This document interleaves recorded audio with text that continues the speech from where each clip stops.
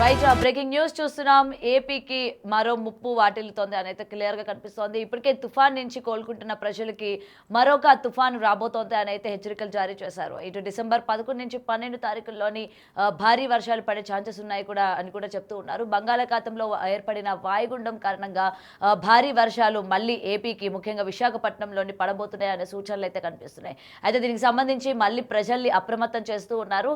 లోతట్టు ప్రాంతాల్లో ఉన్న ప్రజలు కూడా సేఫ్ గా ఉండాలి అని చెప్పి కూడా ఇప్పటికే వాతావరణ శాఖ హెచ్చరికలు జారీ చేసింది. అయితే మొన్నటికి మొన్నే ఫెంగల్ తుఫాన్ నుంచి కోలుకుంటున్న ప్రజలు మళ్ళీ మరొక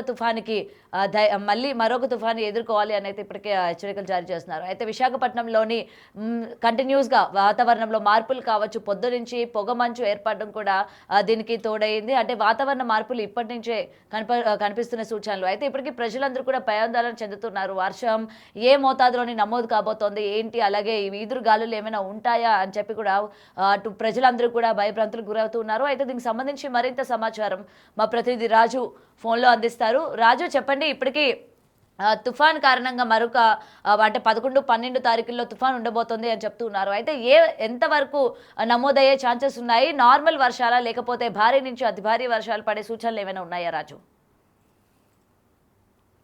ఆంధ్రప్రదేశ్కి సంబంధించి ముఖ్యంగా అటు వాయుగుండం తుఫాన్ల ప్రభావం అనేది రానున్నటువంటి అంటే దాదాపుగా ఇటు డిసెంబర్, జనవరి నెలలో ఎక్కువగా ఉండే అవకాశం అయితే కనిపిస్తుంది. ఈ డిసెంబర్ ఒక్క నెలలోనే దాదాపుగా 3 తుఫాన్లు ఆంధ్రప్రదేశ్ మీద వాటి ప్రభావం చూపిస్తారనేది ఇప్పటికే వాతావరణ శాఖకు సంబంధించి ఐఎండిఏ నుంచి కూడా కొన్ని సూచనలు అయితే వచ్చినటువంటి పరిస్థితి అయితే ఉంది. ఈ నేపథ్యంలో ఇంకా తుఫాన్ల ముప్పు అనేది ఆంధ్రప్రదేశ్ని ముఖ్యంగా సముద్ర తీర ప్రాంతాల్లో ఉన్నటువంటి జిల్లాలని వదిలేలాగా కనిపించడం లేదు. దీంతో కొంతవరకు అధికారులు అప్రమత్తం అవడంతో పాటుగా ముఖ్యంగా చూస్తే అటు అనేక సెక్టార్లకు సంబంధించినటువంటి వ్యవసాయ శాఖకు సంబంధించి కానీ అటు మత్స్యశాఖకు సంబంధించి కానీ కొన్ని జాగ్రత్తలు తీసుకుంటున్నటువంటి పరిస్థితి అయితే ఉంది. ఇప్పటికే ఆగ్నేయ బంగాళాఖాతంలో ఏర్పడుతున్నటువంటి ఉపరితల ఆవర్తనం అది అల్పపీడనంగా మారే అవకాశం ఉందని వాతావరణ శాఖ అయితే తెలియజేస్తున్నటువంటి పరిస్థితి అయితే ఉంది. అంటే ఈరోజు ఈ ఉపరితల ఆవర్తనం అల్పపీడనంగా మారే అవకాశం ఉంది.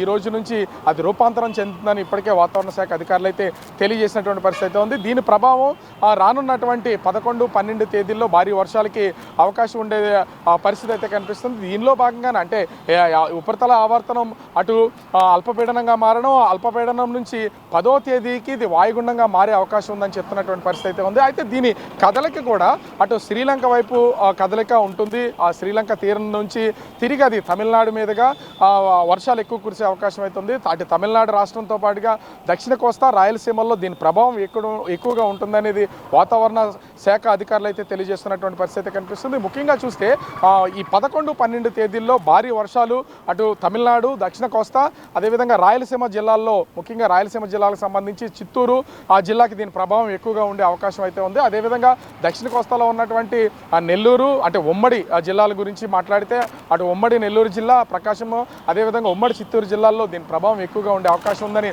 వాతావరణ శాఖ అధికారులు అయితే తెలియజేస్తున్నటువంటి పరిస్థితి ఉంది. మొన్న ఫెంగల్ తుఫాను సమయంలో కూడా అటు చిత్తూరు అదేవిధంగా నెల్లూరు జిల్లాల్లో దీని ప్రభావం ఎక్కువగా ఉంది. భారీ వర్షాలు కురిసినటువంటి పరిస్థితి ఉంది. చాలా వరకు పంటలు కూడా నష్టపోయినటువంటి పరిస్థితి ఉంది.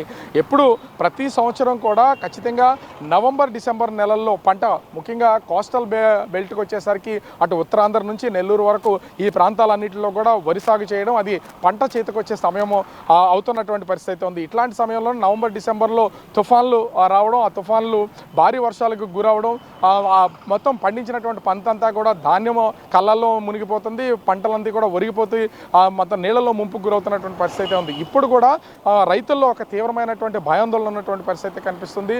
ఎందుకంటే మళ్ళీ ఉన్నటువంటి 3 తుఫాన్లో ఇప్పుడు మొదటిది ఆగ్నేయ బంగాళాఖాతం నుంచి అది స్లోగా ప్రస్తుతం దక్షిణ బంగాళాఖాతానికి సంబంధించి రూపాంతరం చెందుతున్నటువంటి పరిస్థితి ఉంది. దీని ప్రభావంతో రానున్నటువంటి 11, 12 తేదీల్లో భారీ వర్షాలు దక్షిణ కోస్తా, రాయలసీమ జిల్లాల్లో కురుస్తుందని వాతావరణ శాఖ తెలియజేసినటువంటి నేపథ్యంలో అక్కడ ఉన్నటువంటి రైతాంగంతో పాటుగా మొత్తం ఆ పబ్లిక్ని కూడా అలర్ట్ చేసే పనిలో ప్రభుత్వ అధికారులు అయితే ఉన్నటువంటి పరిస్థితి కనిపిస్తుంది. అయితే సముద్రంలో అంటే ముఖ్యంగా బంగాళాఖాతంలో ఈ తుఫాన్లు ఏర్పడినటువంటి సమయంలో మత్స్యకారులకి ఇది పెద్ద దెబ్బ అని చెప్పొచ్చు. ఎందుకంటే వేటకు వెళ్ళినటువంటి మత్స్యకారులందరూ కూడా ఎంతో లక్షల రూపాయలు ఖర్చు చేసి వేసుకుని బోట్లో లోపలికి వెళ్తూ ఉంటారు. తుఫాను హెచ్చరికలు రాగానే వాళ్ళకి శాటిలైట్ ఫోన్స్ ద్వారా తెలియడం, మళ్ళీ తిరిగి వెనక్కి వస్తున్నటువంటి పరిస్థితి అయితే ఉంది.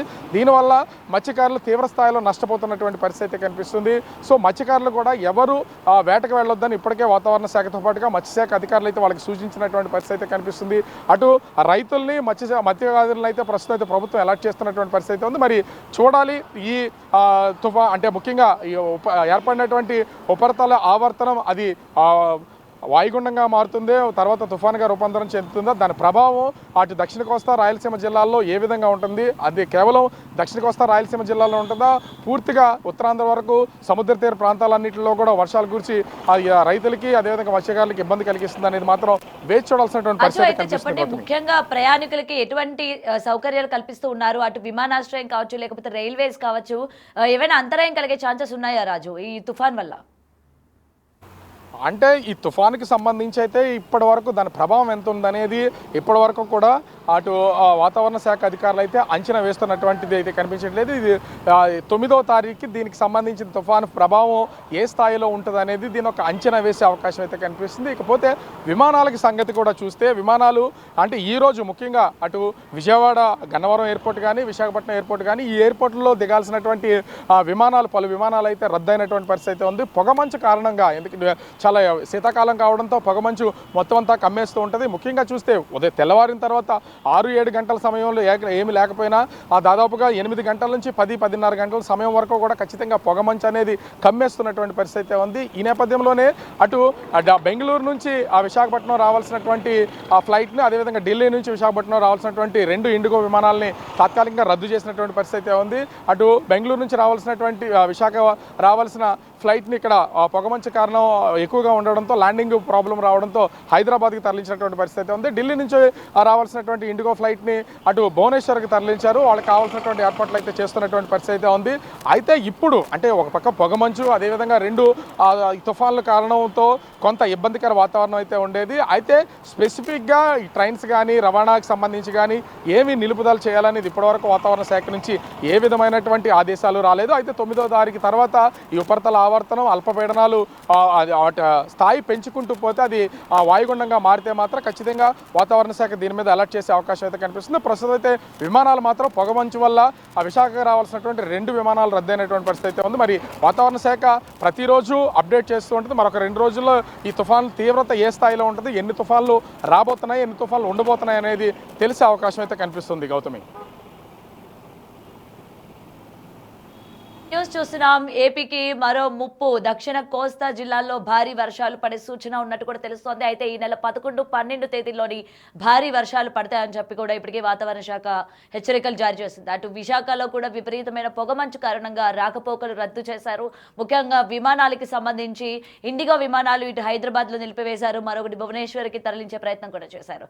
సో ఏది ఏమైనా 11, 12 తారీఖుల్లోనే వర్షం యొక్క ఏ మోతాదులో పడబోతుంది, అంటే ఎంత స్థాయిలోని పడబోతుంది, ఏంటి ఈదురుగాలులు కావచ్చు, ఇవన్నీ కూడా బెంగాల్ తుఫాన్ లాగా బీభత్సం సృష్టించే ఛాన్సెస్ ఉన్నాయా, లేకపోతే మోస్తారుగానే పడే ఛాన్సెస్ ఉన్నాయా అనే దాని గురించి పైన ఇంకా హెచ్చరికలు ఇప్పటికీ వాతావరణ శాఖ అయితే ఇంకా వెల్లడించలేదు. చూడాలి. అయితే ప్రజలు అయితే అప్రమత్తంగా ఉండాలి అని అయితే ఇప్పటికీ వాతావరణ శాఖ హెచ్చరికలు జారీ చేసిన సందర్భం కనిపిస్తోంది.